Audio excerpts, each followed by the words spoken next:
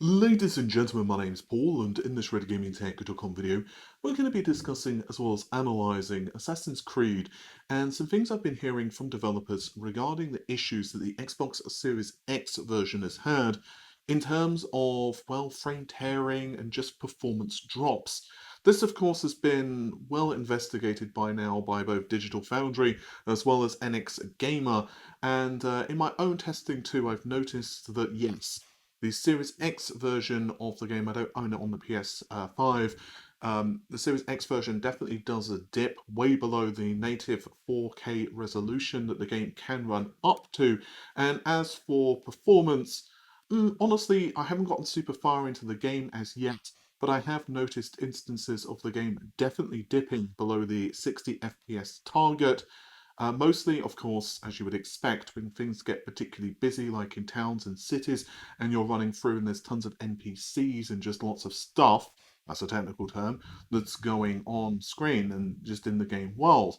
And the weird thing is that while the PS5 version does also dip in frame rate, it doesn't tear and dip as heavily as the Xbox Series X version.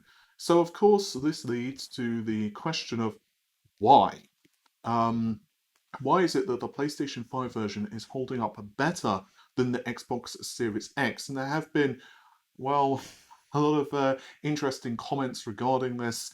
Some people, of course, yelling that this, of course, proves that the Xbox has inferior hardware, and the Xbox folks saying no, it's SDKs and tools. And basically, I've discussed things with a couple of developers, and I think I have at least something of an explanation as to what's going on for the Xbox Series X version. Now, I'll stress to add that these are not official statements from Ubisoft, so hopefully there will be something official that gets announced, and I do think that this stuff can be fixed via a patch. But with that said, I am going to quote a couple of things developers have told me slightly. I'm not going to read out the entire statements because obviously I don't want to get anyone into trouble, but here we go. So I was told that Ubisoft engineers believe that the Watch Dogs Legion is slightly better optimized on the Series X than Assassin's Creed Valhalla. Ubisoft Toronto actually were the first Ubisoft studio who actually received Xbox Series X development kits, but Montreal studio actually got the development kits in November of last year, which is not terrible actually, but of course these were definitely not final development kits or anything like that, so they still had bugs, wrinkles, and just overall things that weren't exactly the same as the retail configuration. Speaking with the developer, they told me that up until July-ish of this year, it could possibly have been June, Ubisoft were actually targeting 30 FPS for the console version, so that's the Xbox Series X, Series S, as well as the PlayStation 5 version of the game. But then they decided to up this frame rate to 60 FPS target. Now, there are a couple of things which do tell you that this might be the case. The first is that the Series S version is only running at 30 FPS, and tearing and other problems are basically non-existent of the Series S implementation. The second is that it kind of feels that they didn't do as much testing on the 60 FPS implementation as possible, because a lot of it does seem to be GPU limited, basically frame rate tearing and so on, that honestly in many instances could just be solved by having like a lower requirement in terms of basically just tweaking when the GPU does drop resolution, so it's less likely to hold higher resolution when things start to get kind of busy. And it does seem that those targets were not updated maybe as aggressively as they should have been, given the 60 FPS nature. So that's it then, right? Well, no, because this does leave us with several questions still. First of all, the most obvious one I'm going to get in the comments if I don't tackle this is, yeah, but dude, the PlayStation 5 version's fine. Why? And we'll get into that in just a moment. And I want to start, I do want to discuss the Series X and the tools situation, because it's become kind of a meme, honestly, at this point. And to my understanding, speaking now with two developers, one of them is actually much more well tied into the PlayStation side of things, and they've given me a ton of PlayStation information that has proven to be accurate in the past. So I'm going to give them the benefit of the doubt when they tell me this. They have said that the Series X toolchain was not as advanced as perhaps Ubisoft and so on would have liked early on. So basically, although the tools are a lot better now, they were not perhaps as robust in the early bring up, which has basically led to some problems. So Microsoft have definitely done quite a redesign of the game development kit, the SDK, and the tools for the Xbox consoles. As I've mentioned, this is in an effort to unify development across the PC and also give developers more tools for the Xbox systems. But in the short term, it's also, of course, leading to more complications. And you can see some evidence of this because the Xbox Series GDK was not certified until June of this year, which in the grand scheme of things is not particularly long. So the Series X and the Series S actually use the same development hardware, with the Series S using essentially a profile on the Series X, which obviously adjusts the amount of performance available for developers, allowing them to use the same hardware to develop for both machines, which obviously is good from a cost perspective as well. This is not to say, though, that you can say that the tools are screwed on the Xbox and everything will be patched and everything will be hunky-dory.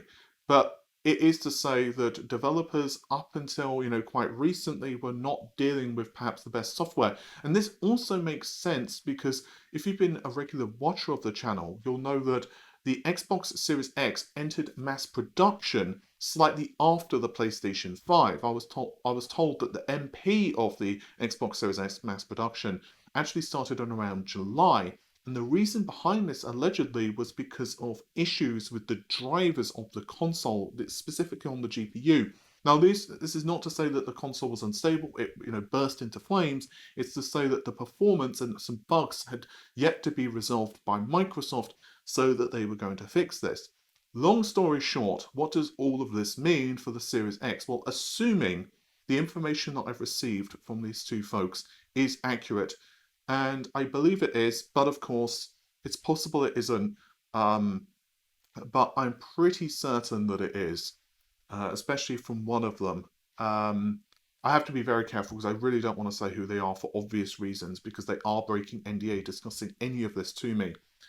But assuming this information is accurate, it really is a case that the Series X version had the goalposts changed quite late in development, and then combine that with the system being a little bit harder. We know that the Xbox toolchain has been significantly reworked, so developers are less familiar with it. There are a few teething problems with it. It's not to say that it's messed up. It's not to say that there's large problems with it, but it does mean that developers are still trying to get used to games, profiling them, and so on. And then on top of that, you're changing the goalposts almost at the last minute. And this is on top, by the way, of all of the challenges of trying to develop for next generation hardware on a game engine, with Assassin's Creed anyway, which, I mean, let's just be honest. I'm not saying the game engine is bad. It's decent, but at this point, I think it's fair to say that honestly, it's going to need to be reworked as we go into the next generation rather extensively. Why then is the PlayStation 5 version not experiencing these issues which have plagued the Xbox version? The frame rate targets, the resolution targets, the quality settings, they're basically identical across one version and another, with the Series S, of course, being the odd console out, given that it naturally has lower resolution targets and frame rate targets, but the Series X and PlayStation 5, they're identical. So why is it that the PS5 version is not experiencing these problems? Well, it seems that given the short time, it was just easier to optimize on the PlayStation 5 hardware these changes. I was told that it seems that Sony's profiling tools are a little more just consistent, they're a little more advanced than Microsoft's.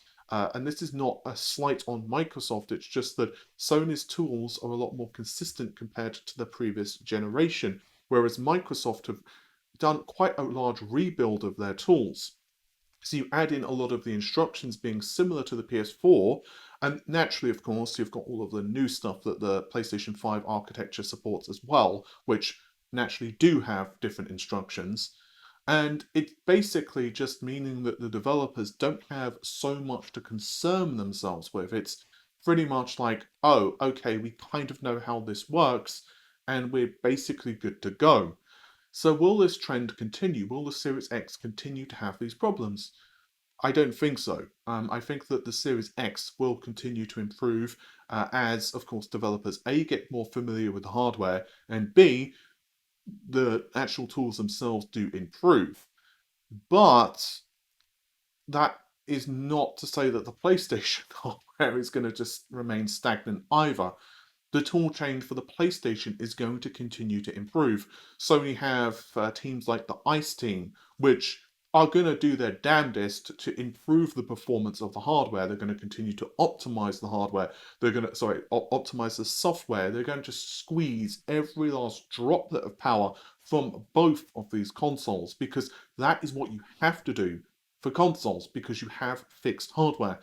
That is until we see the Pro consoles, assuming we see the Pro console launch for this generation, they are basically stuck with the hardware they have.